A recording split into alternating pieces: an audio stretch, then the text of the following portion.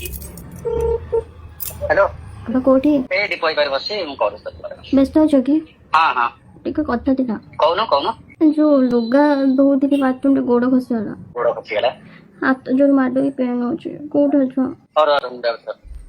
code बजे लो ए लो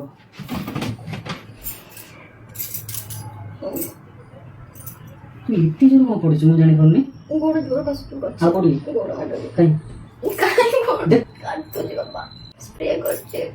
सब सब स्प्रे करन पूरी मोटा कोन दे आइस बस छु स्टडी बस ना हमरा ठीक है अच्छा हां बस इंतरा कष्ट के चले कोन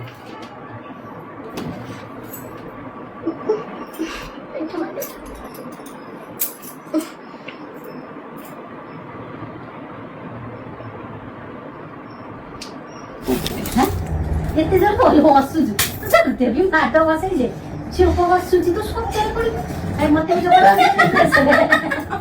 हमने काटी दो सिद्ध लगा ए किन रखी